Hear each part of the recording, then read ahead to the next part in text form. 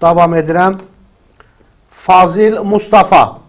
Maraqlı açıqlama var Fazil Mustafadan. Komitə sədri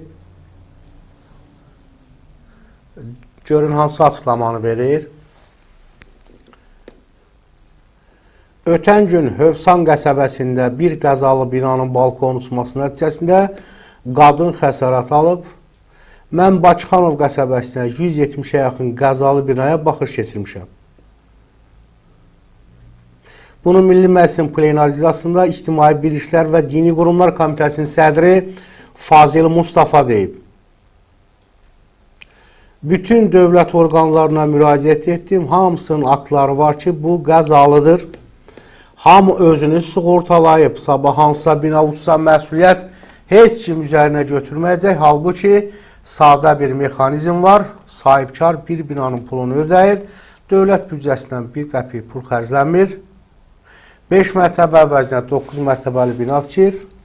5 mərtəbəyə həmin sakinlər köçürür. 4 mərtəbəndə satır özü pul qazanır. Sadə mexanizmləri tətbiq etmək əvəzinə vətəndaşın həyatını risk altına atmasının məsuliyyətini heç kim daşımır. Çünki hamının aktı var. Özünü sığortalayıb Fazil Mustafa deyir. Əziz dostlar, ölkədə qəzalı binaların sayı həqiqətən də çoxalıb. Allah uzaq eləsin. Bir balaca 6 ballıq, 6,5 zəlzəl olsa, həmin binalar çökəcək və vətəndaşlar qalacaq altında.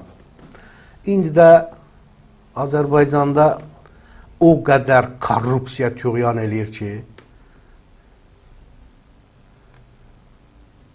bəzi məmurların kefinə də deyil.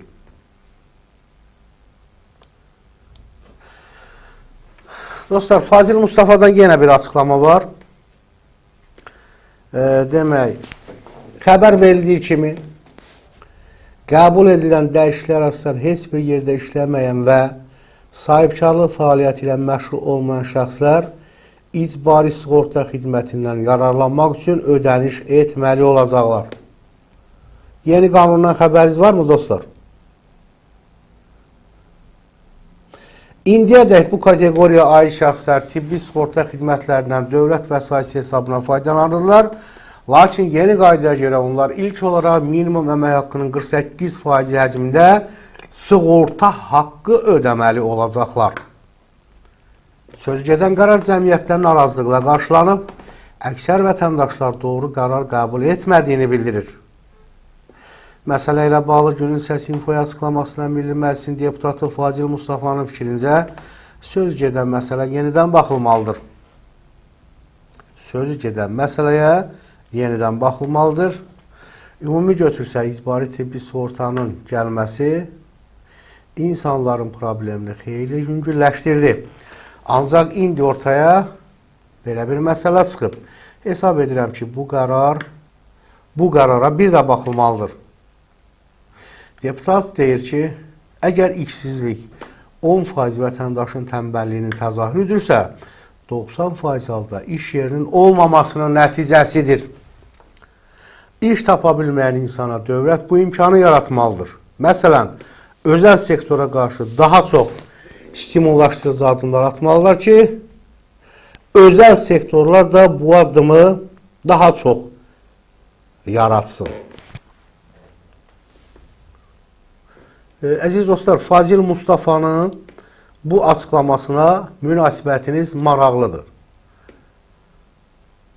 Tibbi sığorta haqqında qanun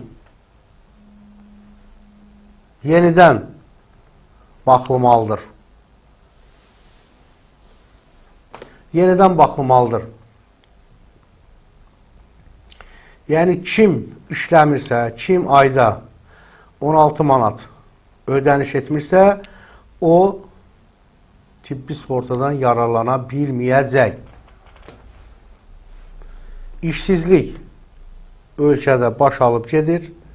İşləmək istəyən var, iş yoxdur, iş yerləri yoxdur. Özəl iş yerləri də o qədər əngəllər var. o əngəlləri Natiq Cəfərli indi danışacaq.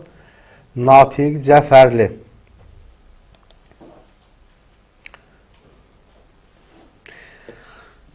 Və onu da qeyd edək ki, elə Natiq Cəfərlidən bir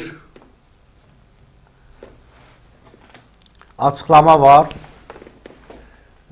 Son günlər quru sərhədlərin yeni ildən etibaran açılıb-açılmayacağına dair müzakirələr yenidən aktuallaşıb.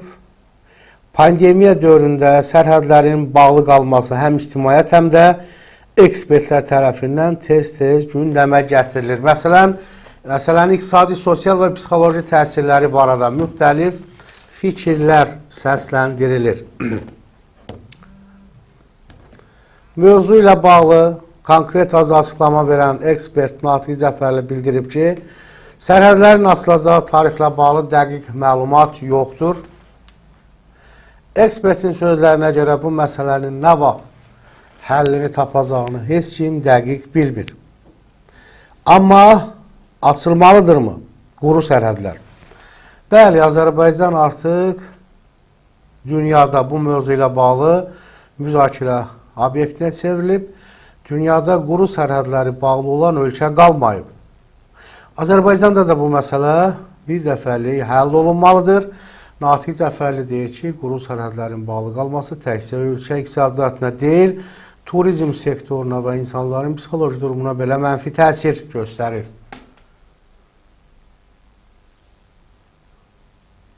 Quru sərhədlərin bağlı olması ölkə iqtisadiyyatına da, turizmə də, insanın psixologiyasına belə ziyan vuran amildir. Azərbaycan bu məsələdə nöqtəni qoymalıdır. Ekspert onu da əlavə edib ki, sərhədlərin yaxın zamanlarda açılıb-açılmayacağı barədə qəti fikir söyləmək hələ ki mümkün deyil. Və əziz dostlar, Natiq Cəfərlidən bir açıqlama var. Natiq Cəfərlinin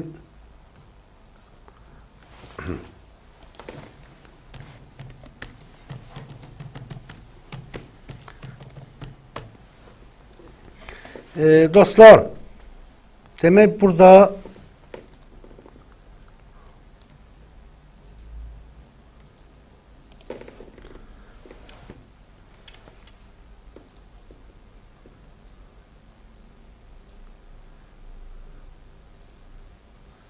Natiq Cəfərlidən çox maraqlı bir açıqlama var.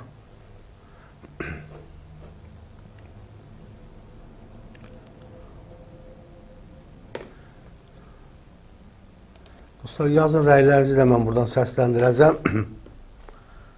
İş yerləri ilə bağlı. Bax, bundan əvvəl deputatın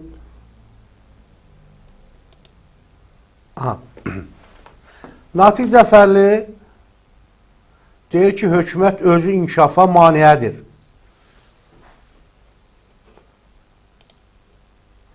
İş yerləri ilə bağlı görək nə deyir? Şərikin olmalı. Və yaxud da ora bir nəzarət eləməlidir. İstəyir balaca restoran aç, istəyir nə bilim, obyekt açmaq istəyirsən, mütləq orada sənin icra vaxtı şərikin olmalı. Və yaxud da ora bir nəzarət eləməlidir. İstəyir balaca restoran aç, istəyir nə bilim, böyük bir şey aç, nə bilim, istehsal sahəsi aç, fərqi yoxdur. Torpaqlar da əllərindədir, kimə istəyirlər verirlər, örülüş yer. İstənilən icra başçısı rəyonlarda, ya bunun fermer təsərrüfatı olur, nə bilim, sürüsü olur, nə bilim, nəyi olur, istənilən böyük restorana, otelə şərik olurlar. Bütün bunlar iqtisadi aktivliyi öldürür. İnsan da oturur fikirləşir, 5 manat pulu olanda deyir ki, mən niyə falan, məsələn, Xızı rayonuna qoyum ki, o pulu. Gəlib mənim canıma çökəcəkdə, onsuz da buna dəyən yox, dolacan yox, neçə ildə orada. Gedim elə Qazaxstanda ondansa bir obyekt açım. Gedim orada biznes kurum, Özbəkistana gedim. Əvvəllər biz, deyək ki, olmasa Azərbaycan Çexiya olsun, Slovakiya kimi olsun, nə bilim, Polşa kimi olsun qayda. İndi artıq insanlar hətta deyir ki, Qazaxstan kimi olsun. İqtisadi azadlıqlar, biznesə münasibət, kiçik orta sahibkarlığa münasibət, heç olmasa Qazaxstandakı kimi olsun. Niyə? Bunun əlimizdə faktlar da var da. Son 5 ildə baxırıq, Qazaxstanda üdeyimin artım tempinə baxırıq. Adam başına düşən üdeyin payına baxırıq, Rusiyanı belə keçdi Qazaxstan. Özbəkistan sürətlə inkişaf edir. Bəyəm orada da bütün problemlər həllini tapıb mı? Yox. Orada da demokrasiya ilə də bağlı, məhkəmə ilə də bağlı, seçki ilə də bağlı, insan haqları ilə də bağlı, hər şeylə bağlı problemlər doludur. Amma nə qərara gəldilər də? Oturdular bir qərara gəldilər ki, kiçik orta sahibkarlığa dəyirik. Kiçik orta sahibkarlıq öz xətti ilə inkişaf eləsin. Necə ki, Gürcüstanda kiçik sahibkarlar üçün elə bir cənnət şəraiti yaradılıb ki, 500 min laraya qədər dövriyyəsi olan 1% vergi verir cəmi. 1%. 500 mindən 1 milyon laraya qədər olan dövriyyəsi olan bütün xərclərini çıxandan sonra 4% vergi verir. Nə vergilərin üzünü görür, nə gömrüyün üzünü görür, nə polis gəlir, nə prokuror gəlir, nə məhkəmə gəlir, heç kim onu narahat eləmir. İndi gedin rayonda bir dənə, çox demirəm, bir maşın təmiri sexi açır. Görün neçə yerdən gəlib qapısı döyəcəklər.